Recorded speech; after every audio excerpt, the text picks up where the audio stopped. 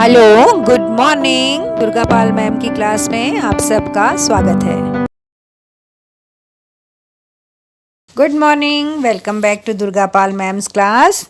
आज की इस वीडियो में हम पढ़ रहे हैं क्लास 6 चैप्टर 12 हिंद महासागर में छोटा सा हिंदुस्तान के प्रश्न उत्तर का पार्ट 2। कुछ क्वेश्चन आंसर्स हमने पहली वीडियो में कर लिए थे। उस वीडियो का लिंक इस वीडियो की डिस्क्रिप्शन में है। आप डिस्क्रिप्शन में से लिंक क्लिक करके इससे पहले के क्वेश्चन आंसर्स वहां देख सकते हैं। जो क्वेश्चन आंसर्स बच गए थे उन्हें मैं इस वीडियो में करा रही हूं। यहाँ से हमें शुरू करना था कक्षा और घर की भाषाएं। इससे पहले के सारे प्रश्नोत्तर पहले की वीडियो में हैं। प्रायः सभी भारतीय भोजपुरी बोलते अथवा उसे समझ लेते हैं। यहाँ तक कि भारतीयों के पड़ोस में रहने वाले चीनी भी भोजपुरी बखूबी बोल लेते हैं। भारत एक बहुभाषी देश है। भारत में लगभग सभी व्यक्ति एक से अधिक भाषाएं बोल या समझ लेते हैं। आप कौन कौन सी भाषाएं बोल समझ लेते हैं? आपके मित्र कौन कौन सी भाषाएं बोलते हैं, समझते हैं? इसके बारे में यहाँ दी गई तालिका को पूरा कीजिए। तो बच्चों, हमें यहाँ ये तालिका दे रखी है। यहाँ क्रम संख्या है।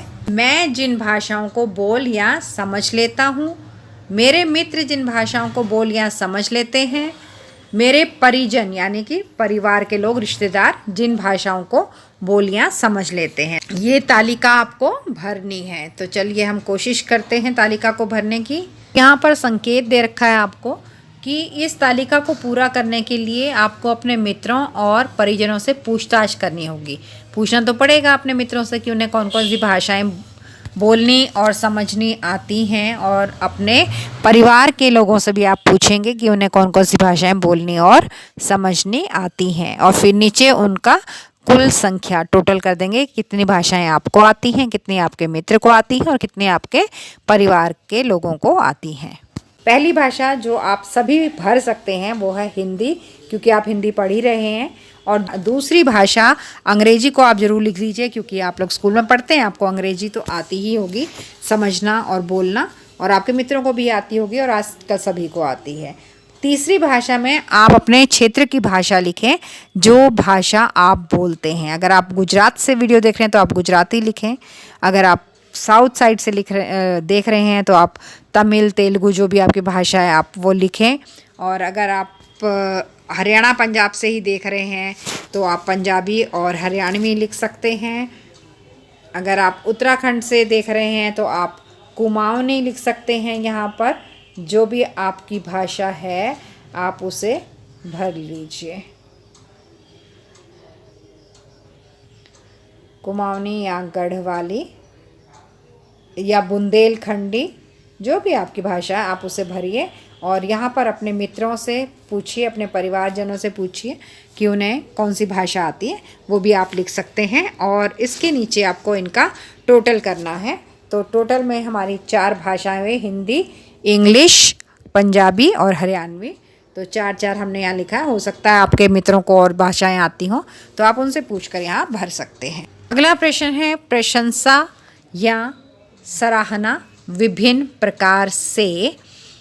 यहाँ हमें दिया हुआ है कि यह द्वीप हिंद महासागर का मोती है, भारत समुद्र का सबसे खूबसूरत सितारा है। इस पाठ में लेखक ने मॉरिशस की सराहना में यह वाक्य लिखा है। सराहना करने के लिए दिनकर ने द्वीप की तुलना मोती से की और तारों से की है। किसी की सराहना, सराहना यानी प्रशंसा, तारीफ अनेक प्रकार से की जा सकती है। आप आगे दी गई तालिका को पूरा कीजिए।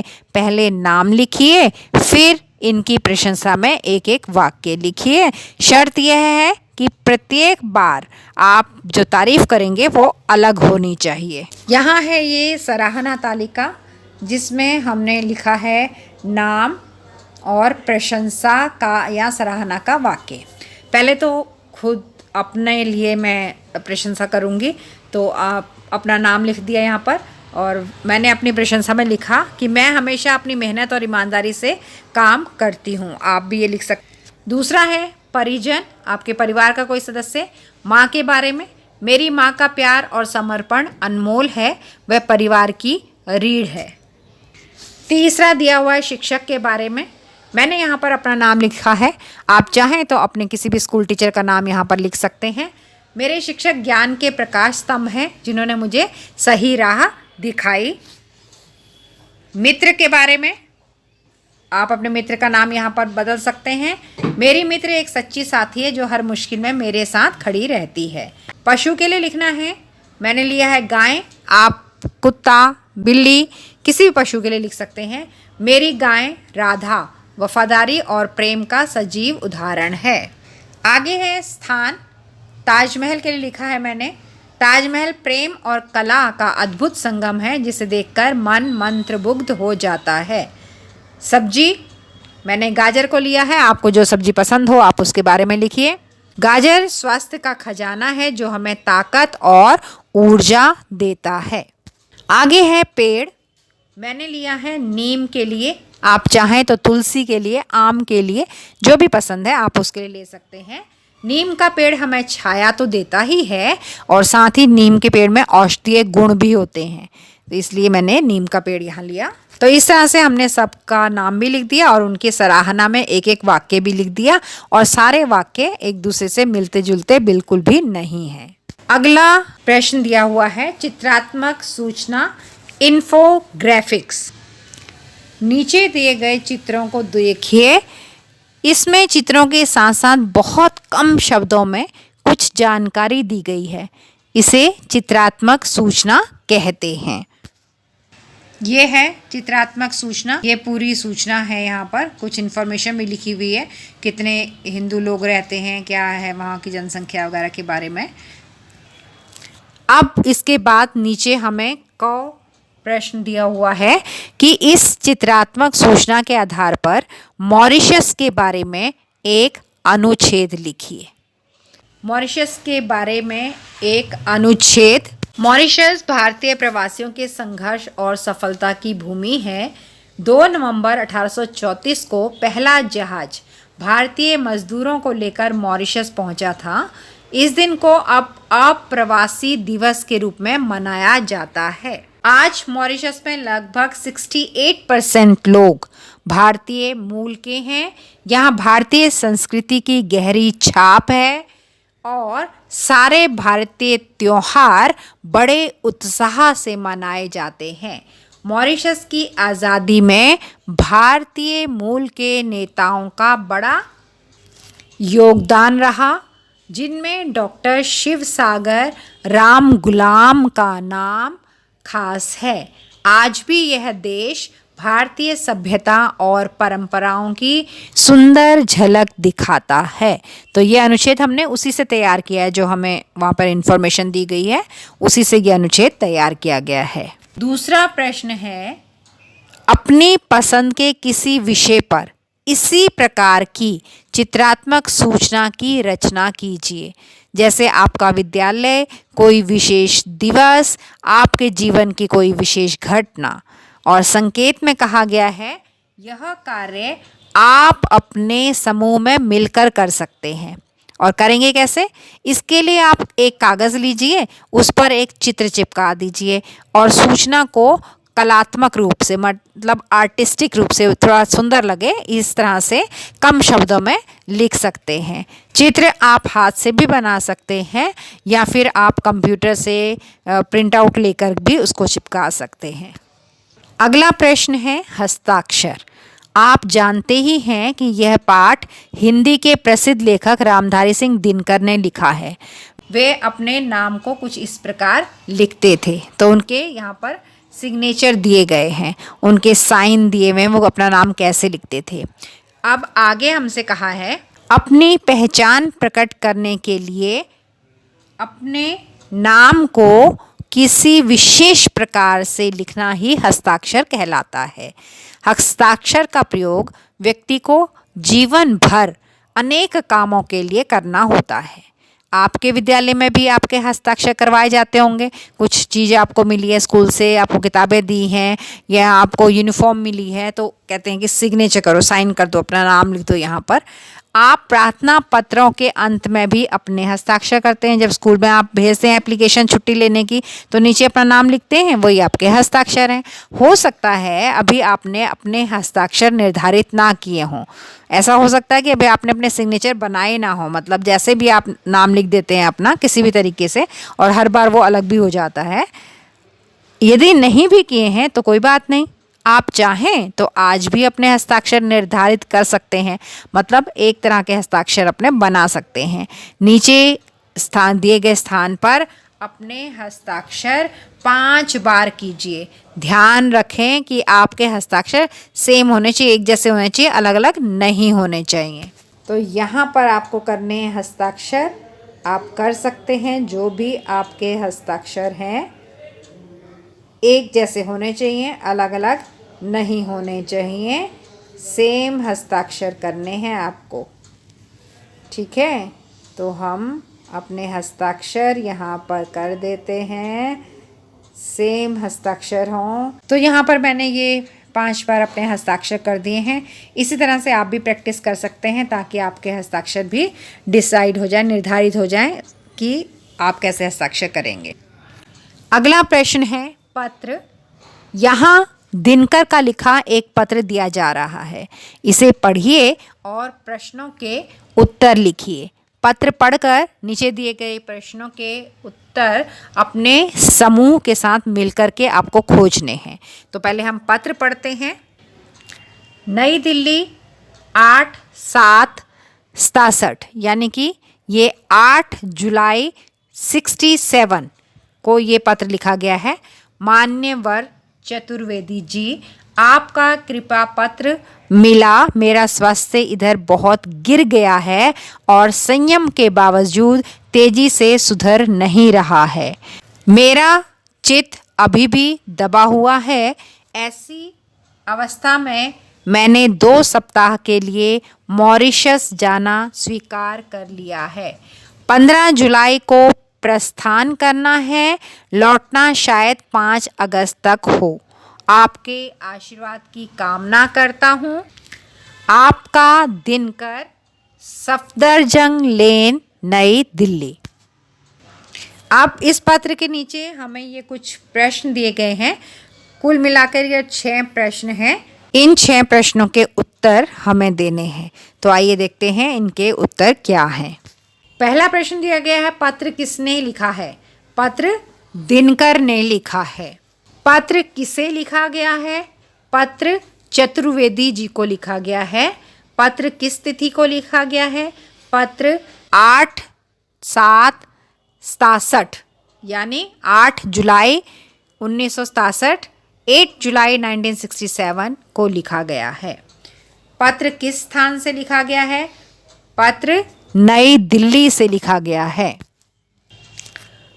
पत्र पाने वाले के नाम से पहले किस शब्द का प्रयोग किया गया है? पत्र पाने वाले के नाम से पहले मान्यवर शब्द का प्रयोग किया गया है। पत्र लेखक ने अपने नाम से पहले अपने लिए क्या शब्द लिखा है? पत्र लेखक ने अपने नाम से पहले आपका शब्द लिखा है। अगला प्रश्न है, उलझन सुलझाओ। जहाज नैरोबी से 4 बजे शाम को उड़ा और 5 घंटों की निरंतर उड़ान के बाद जब वह मॉरिशस पहुंचा तब वहां रात के लगभग 10 बजे थे। 4 बजे उड़ा और 10 बजे पहुंचा, मतलब कि 6 घंटा। जहाज नैरोबी से शाम 4 बजे उड़ा तो उसे 5 घंटों की उड़ान के बाद रात 9 बजे मॉरिशस पहुंचना चाहिए था, लेकिन वह पहुंचा लगभग 10 बजे। क्यों? इसका कारण आपको पता करना है।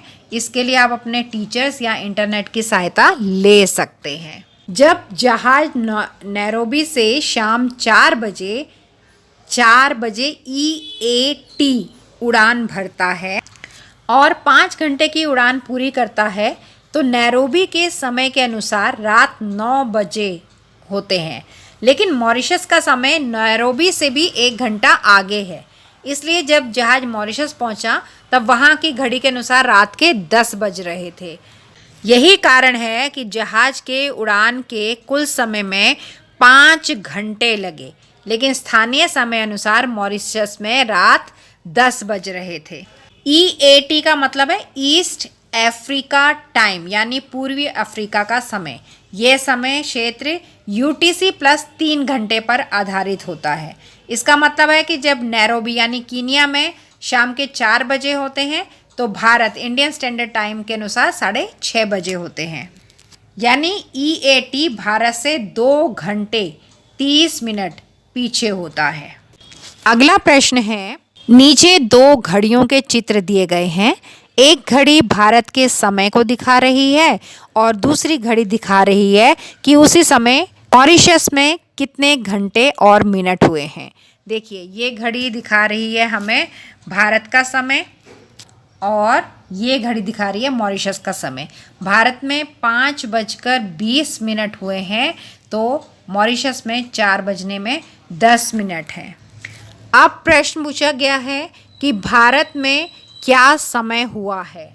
5:20। मॉरिशस में क्या समय हुआ है? 3:50। मॉरिशस और भारत के समय में कितने घंटे और मिनट का अंतर है? मॉरिशस और भारत के समय में 1 घंटा 30 मिनट का अंतर है। सूर्योदय भारत में पहले होगा या मॉरिशस में पहले होगा? पहले भारत में होगा, क्योंकि भारत का समय आगे चल रहा है। जिस समय भारत में दोपहर के 12 बजे होंगे उस समय मॉरिशस की घड़ियां कितना समय दिखा रही होंगी?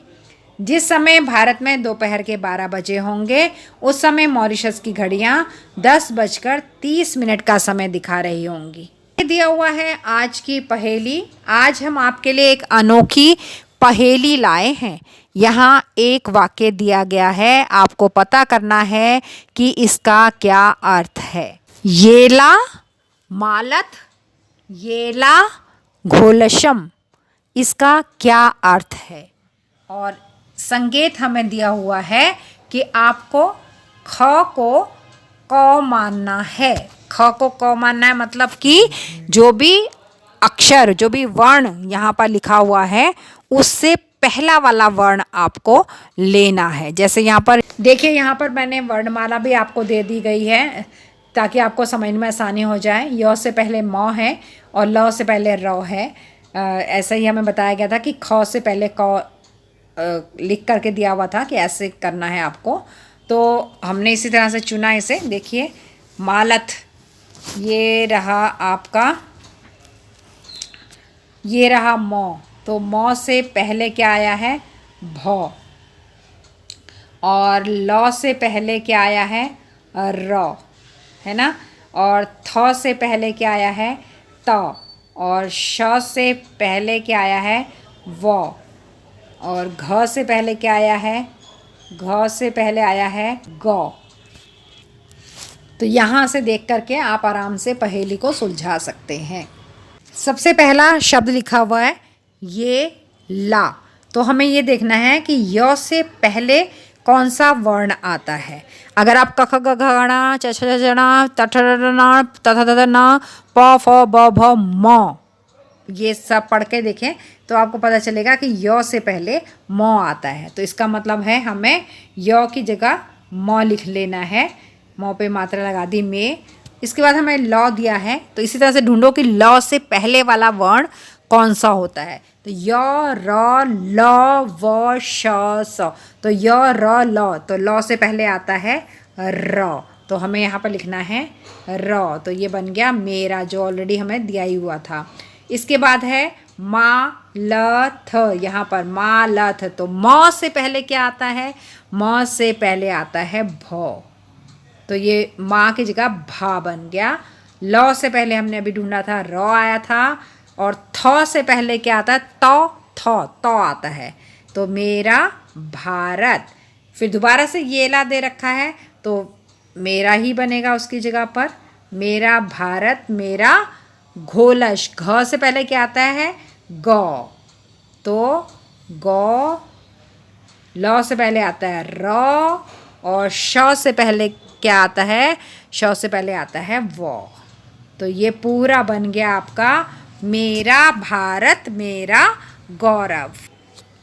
तो ये है मेरा भारत मेरा गौरव। बस आपको जो संकेत दिया उसके हिसाब से आपको काम करना है कि जो भी यहाँ पर लिखा हुआ है उससे पहले वाला अक्षर आपको क ख ग घ घ ङ च छ छ बोल करके पूरी वर्णमाला में जो इनसे पहले आता है उसको लिख लेना है। तो ये बन जाएगा मेरा भारत मेरा गौरव। आगे दिया हुआ है खोजबीन के लिए। नीचे दी गई रचनाओं को पुस्तक में दिए गए QR कोड की सहायता से पढ़ें, देखें और समझें। तो आपको ये इंटरनेट में सर्च करनी है। चांद का कुर्ता, मिर्च का मज़ा और राष्ट्रकवि रामधारी सिंह दिनकर की जीवनी और हिमालय के पर्वतीय प्रदेश की मनोरम यात्रा। तो इसे आप इंटरनेट से पढ़िए और यहाँ होता है आपका चैप्टर ख़त्म।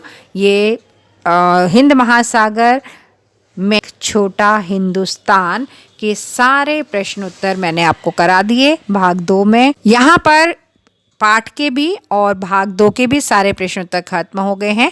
आपको वीडियो कैसी लगी एक प्यारा सा कमेंट जरूर छोड़िएगा और वीडियो छोड़ने से पहले कर दीजिए 4 काम। लाइक का बटन दबा दीजिए, अपने 2 दोस्तों के साथ वीडियो को शेयर कर दीजिए।